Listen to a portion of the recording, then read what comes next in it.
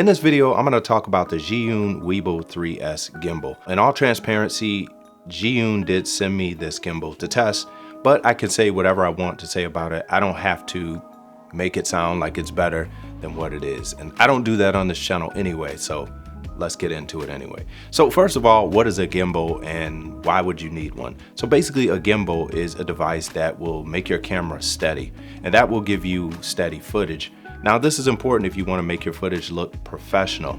Now by professional, I mean if you're going to be doing things like commercials, or if you're going to be doing things that are where you want to highlight something, having stable footage is very important. Now it's not something that you need, but I do think a gimbal is something that you should have in your arsenal of tools to use. How do you determine if you need a gimbal or not? Well, first of all, if you're going to be sitting doing talking like this, you probably don't need a gimbal because you're just sitting in one spot. However, if you are vlogging, then you may want to get some B-roll and things like that. And if you want that to look really cinematic and you want that to look professional, then I definitely recommend a gimbal.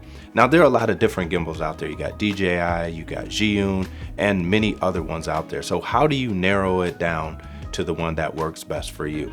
Well, in this video, I'm gonna try to help you with that and tell you some of the reasons why I think the Zhiyun Weebill3s is a great gimbal to get. Now to start off with this gimbal, it is like a lot of the other gimbals in that it is a 3-axis gimbal. That means that it stabilizes your footage in 3 ways. You have your roll, your pan, and your tilt. Now, when you put all of those together, that will allow you to get a very smooth picture when you're walking and things like that. One of the things that you have to realize about a gimbal, this is any gimbal, is that there are limitations. Meaning that just because you have a gimbal doesn't mean you can run and do backflips off of a building and expect your footage to be smooth. It's not gonna work that way. There are some things that you have to do in order to get smooth footage. And one of those things is first learning how the gimbal works.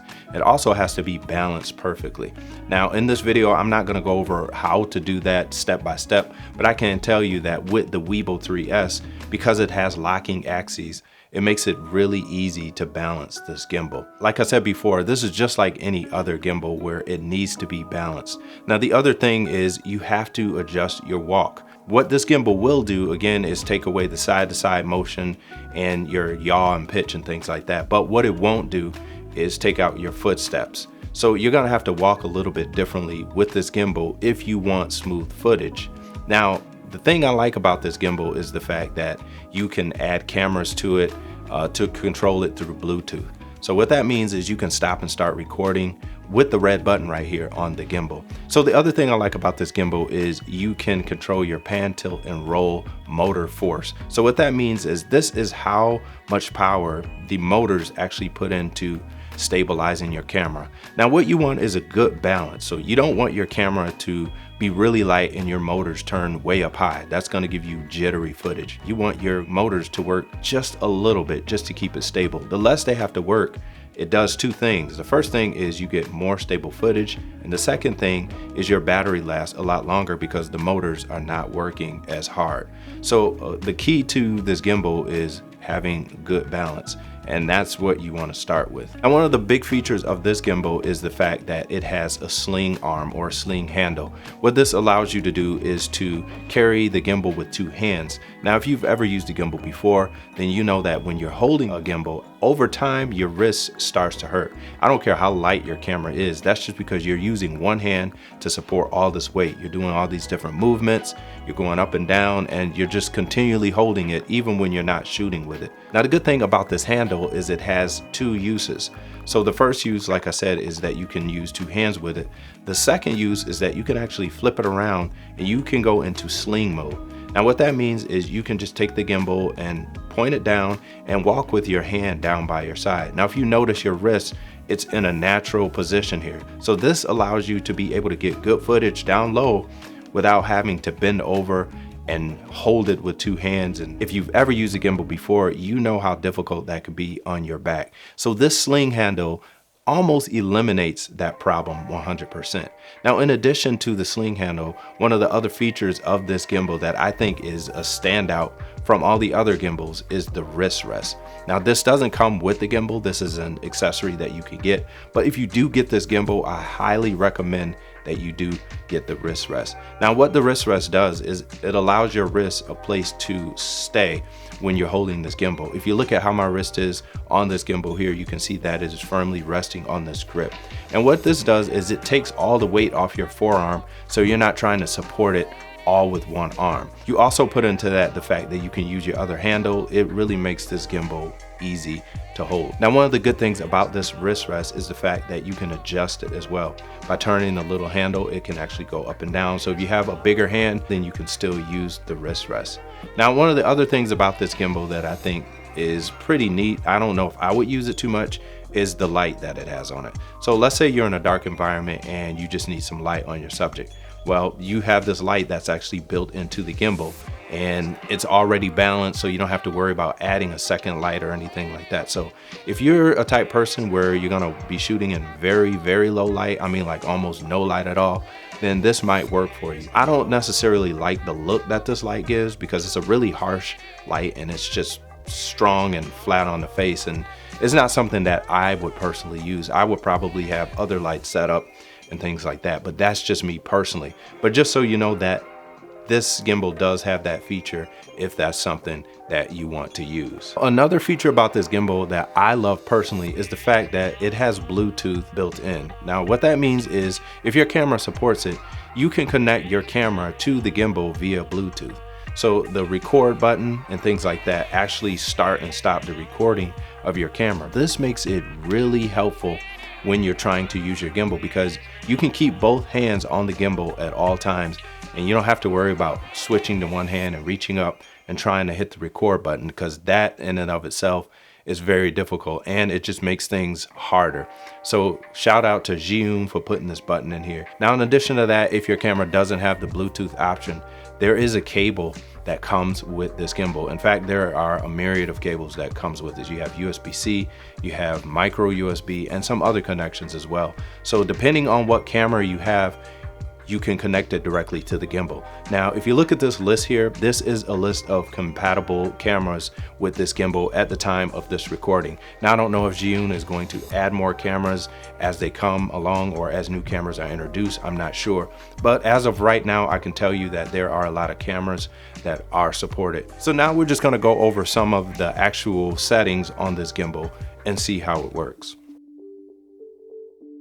So this is the Zhiyun Weebill3s overview here. I'm just gonna go over some of the parts here and some of the buttons and things and what they all do. So what you're looking at right now is the ZVE10 mounted on here with the Sony 18-105 f4 lens.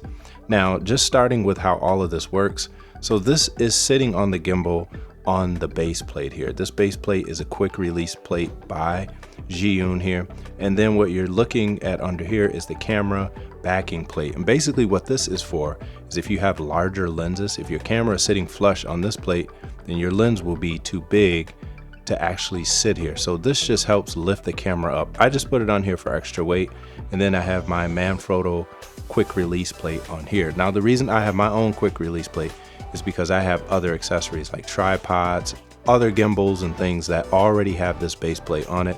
So I can just pop this off really quickly and put my camera on something else if I want to.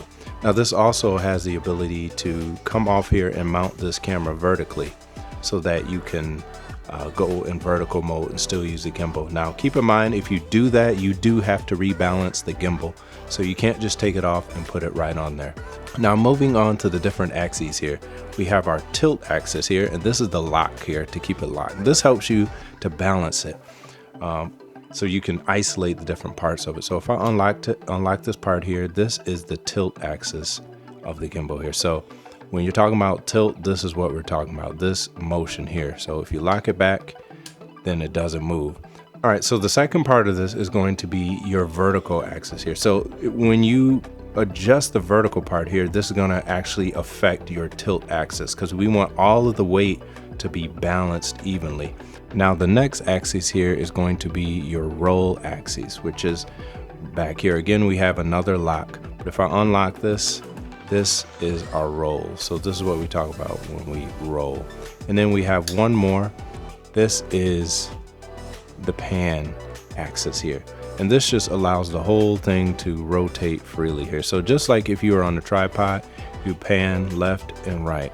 And again, this one also has a lock on it as well. And now it doesn't move. And this is really helpful when you're trying to balance the unit. So I'm glad that Zhiyun put this on here. And I think this is becoming a standard thing with all gimbals now. Let's go back up to the top and look at some of these things here so we can see what that's all about. You notice we have a few things. This right here is actually a light. You've probably seen the commercials and things for it, but basically what it does is it just allows you to use this like in a dark setting. So if you're in a dark setting, you could just turn this light on and it will allow you to shoot in low light. So that might be useful to some people. Now I found that when I use it, it's really bright and it just makes, it doesn't really look that great. Now what you may be able to do is put something over that to diffuse the light and spread it out, make it a little bit more pleasing. I think on the larger ones like the Crane 4, they do have a little cap that sits over this light to make it look a little bit better. So if you look at this little green port on the front here, this is the focus motor control port. Now what this is for is if you have like a manual lens or cinema lens that doesn't have autofocus. So you'll be able to plug your autofocus motor into there. You'll set up your rails here and there will be little teeth that you put around the lens, and then that focus motor will be able to focus your lens via this. There's another wheel down here that you can use to do that. Looking at the back of the vertical tilt arm here, this port on the back is for you to plug your camera into. This will allow the gimbal to control your camera. Now keep in mind that you can use the Bluetooth that comes along with it, but if your camera doesn't or isn't supported through Bluetooth, then you can use one of the provided cables to plug into this port here. Now this port also doubles as for another accessory that actually transmits the video signal over wireless. So this is the front of the gimbal here. We have our screen here, we have our joystick, we have our function button, and then we have the record button here. Now if I look on the side here, we have the power button, we have the menu button, and then we have our light control button, which function as a multi-function button as well. So there's other things you can control, like scrolling through the menu. Now the thing I like about this wheel is there are detents in here, which means there's a tactile feedback when you go back and forth, but then the button actually pushes in as well to select certain things. Moving on to the front, this is your trigger button and your mode button as well. So if you double press this, then your camera goes back to normal. If you triple press this, then the camera goes into selfie mode.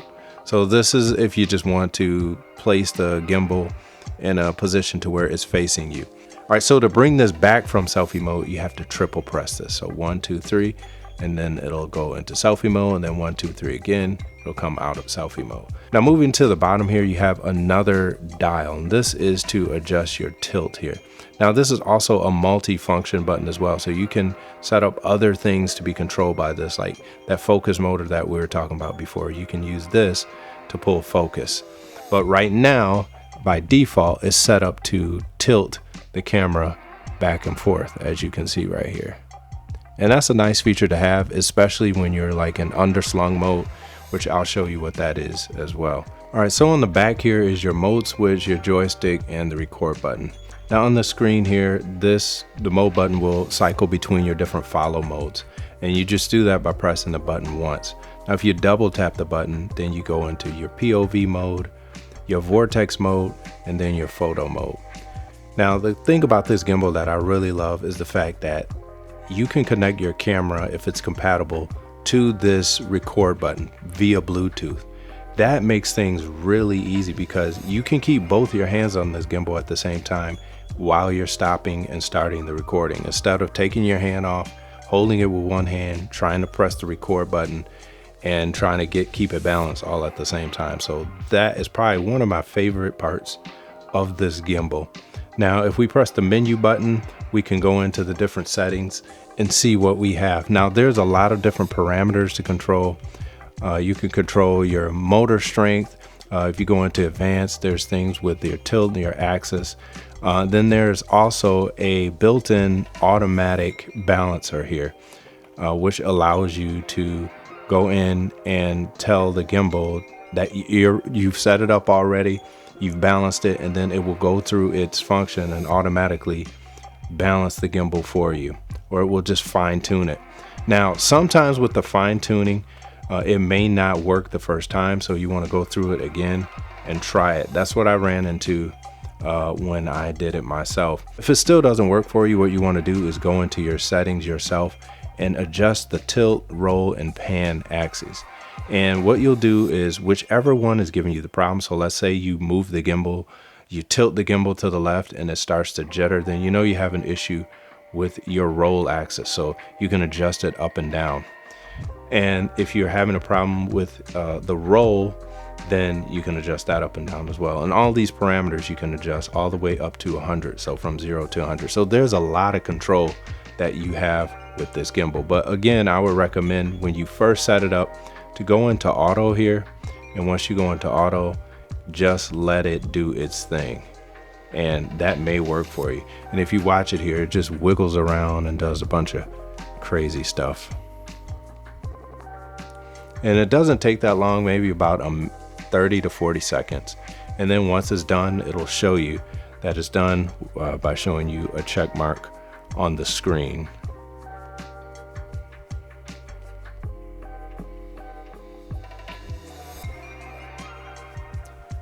Moving down to the bottom of the gimbal here, we have something that I didn't think would be that helpful, but it really is. This is a wrist rest here. Now, what this is when you hold the gimbal, your wrist actually can rest on this, and it helps to take the weight off your entire forearm. Now, I didn't think it would make that big of a difference, but after you're holding this for a while, it really does make a huge difference. Now, the good thing about this is it's adjustable as well. So depending on the size of your hand, you could turn this here, this little knob, and it will raise this wrist rest up and down. So I think this is probably one of the best things about this gimbal, apart from the Bluetooth record, stop, and start button. Now, the other thing that makes this gimbal stand out from the other gimbals out there on the market is this handle as well. Now, this handle here, again, I didn't think it would be that important, but it actually is, because what it allows you to do is to use two hands with a gimbal. If you haven't ever used a gimbal before, you'll know that using one hand can get tiring very quickly. But by having this other handle here, you can distribute the weight between both your arms, and you can go a lot longer holding this gimbal here versus with one hand, because you're using two.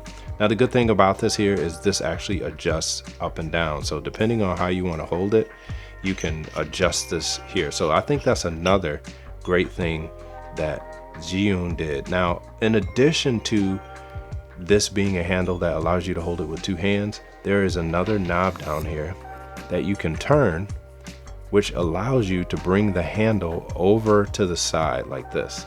Now, this is how you would hold it with two hands, but if you bring it back this way, then this allows you to go into the sling mode, which means you can just let the gimbal go almost straight down to the ground, and it will point straight out and be vertical. This is one of the three best things of the gimbal, is that handle there. Now, the last thing here is going to be, as far as ports, is the charging port here. This is where you charge it.